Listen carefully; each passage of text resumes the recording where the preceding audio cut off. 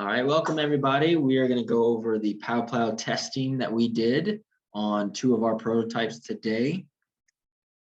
So first we're going to go over prototype 2 and describe that in the testing that we tested on that product, as well as with prototype 1.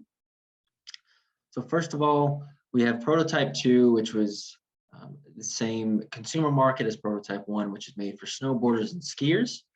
We have on this product a ice scraper and a screwdriver that are together in one device, and it's about 5 inches in length, and it's used to knock off the packed snow off the bottom of a rider's boot and also tighten bindings with the screwdriver side. And the PowPlow has many features that allow the rider to have a great time on the mountain, specifically keeping their hands warm and their boots clean. And so one of those features is the stabilizers on the front of this prototype that allow the hardened plastic to have a little bit more strength and structure to it, and a bigger handle that can allow a user to provide more torque onto the screwdriver end of it. And the last section of the PowPlow prototype is the screwdriver tip that's molded into the handle, the hardened plastic handle, that also has a cap on the end of it. And this cap is just made of plastic material as well that clips onto it. And the screwdriver will be made of stainless steel itself to withstand any unpredicted angles or rust that may try to occur to it, prevent rust. And so this will also be snapped onto the side of the user's boot, as that way it's easy and effective for someone to unclip it and ride down the mountain, and they won't notice it and riding on the mountain as well. But they can also look down and check on it. And the testing we conducted is what will be covered next. So going into the test of prototype 2 and the interview, first we interviewed Kevin Smiley, and he's in the consumer group of students. He's a sophomore at Boise State, and he's around his mid-20s. So what went well? So Kevin was very willing to answer all of our questions. He thought about each question and answered them very thoroughly. And he seemed to really like prototype 2. And he showed interest in buying it. He was definitely wanting to buy that purchase that product then and there. But he also had very minimal critiques about the product and its functionality.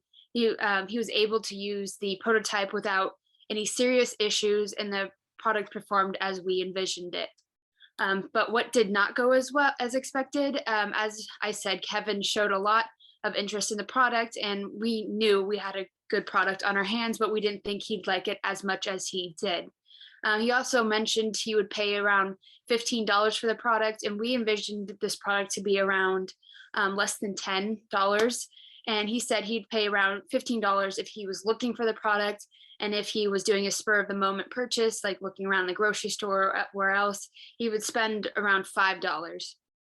And we asked him a question if he cared about the material of the product being recycled plastic or good for the environment, and he didn't necessarily say that was something that would sway him to buy the product or not.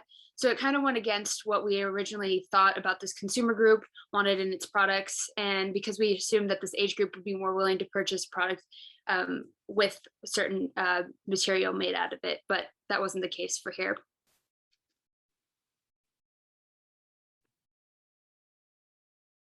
So going off of those, we found 3 changes that we should implement into the PowPlow.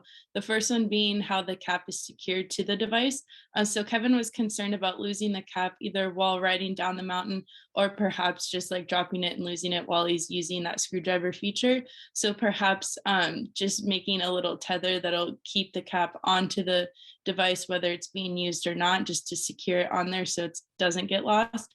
The second being that the PowPlow needs to be secure when not in use. So Kevin was saying he preferred it to be attached to his boot.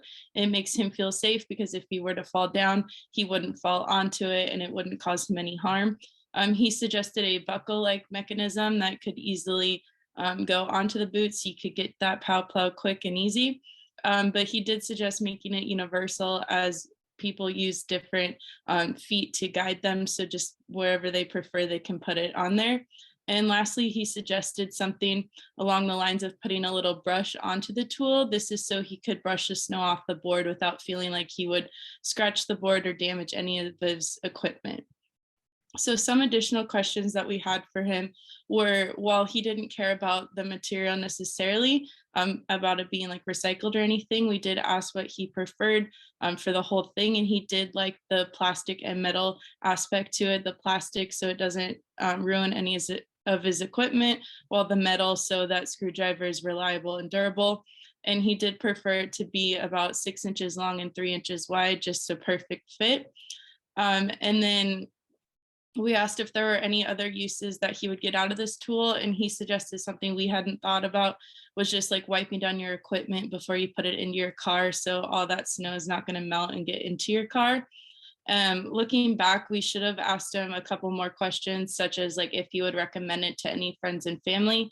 And Kevin is also a skier, so we should have asked if he would find this tool useful if he was to go to the mountain for skiing that day.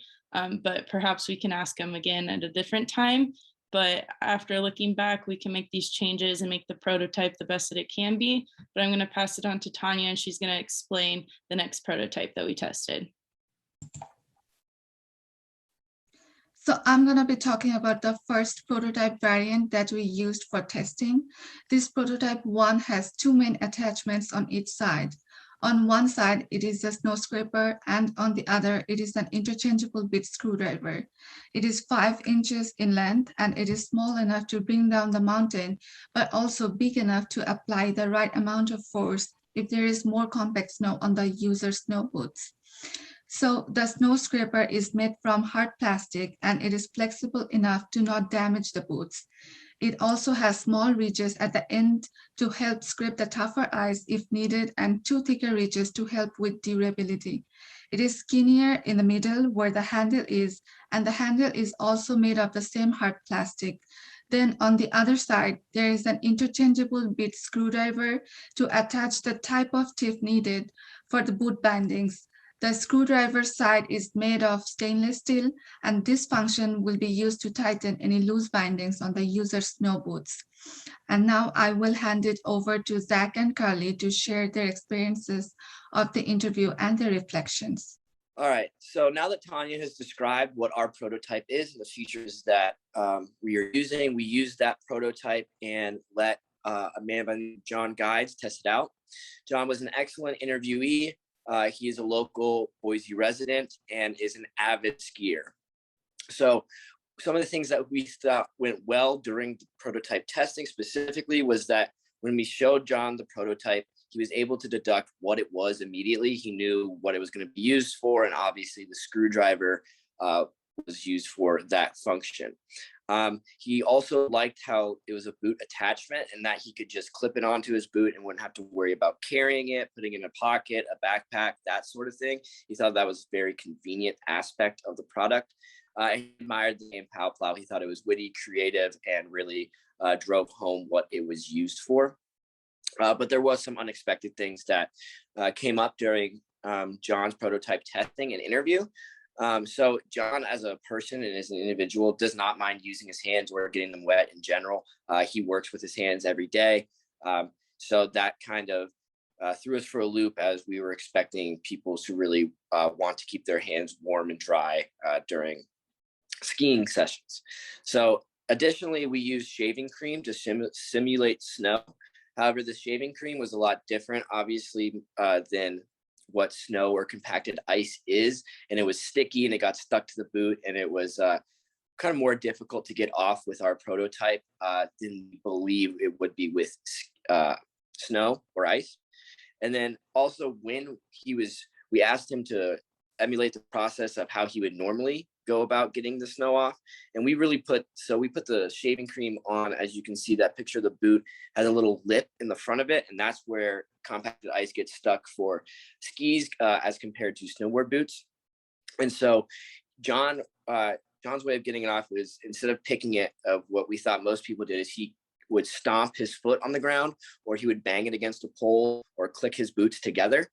So, our intended purpose of keeping people's hands dry and warm wasn't an issue for him with resolving that problem generically, as he used his feet to just solve the problem.